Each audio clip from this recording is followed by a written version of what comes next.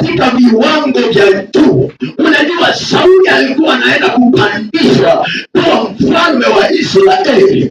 Maana yake alikuwa anaenda mahala pa juu, alikuwa anaenda kupandishwa. Lakini Sauli anamwambia ni lazima ugeuzwe kuwa mtu mwingine. Ni lazima mtumishi wa Mungu ugeuzwe kuwa mtu mwingine. Ni lazima uumbiwe roho mpya na moyo mpya. Ni lazima ubadilishwe, zile tabia za asili ziondoke.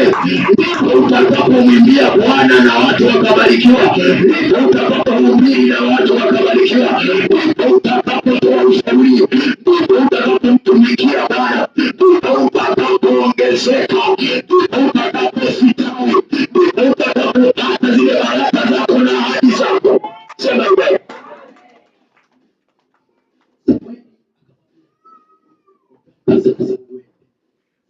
Hayo mambo Bwana Yesu asifiwe. Endelea hapo mbele sasa.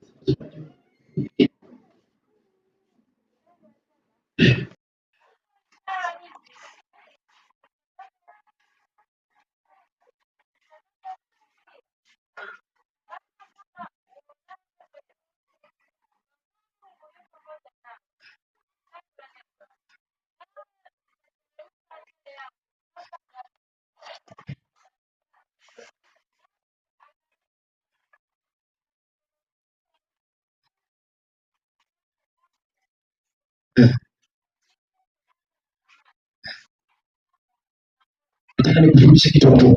Weka nukta hapo. Mambo matatu ambayo Samueli aliyafanya hapo. Alimpaka mafuta. Alipompaka mafuta, lakini akamwambia lazima, ndio nimekupaka mafuta, lakini lazima ugeuzwe uwe mtu mwingine. Kwa jambo la kwanza alipaka mafuta.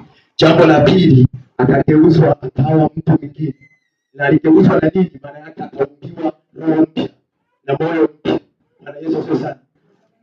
Sio kwamba aligeuzwa akawa buluu akawa kijani. Akatengenezewa moyo mpya. Ukiendelea kusoma kule mbele utashangaa.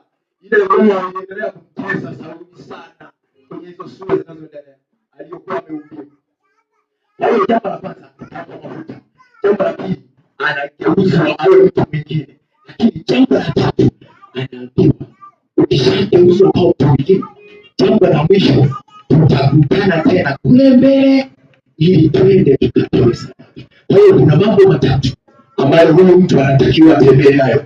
Jambo la kwanza atapakwa mafuta. Bwana Yesu asifiwe sana. Jambo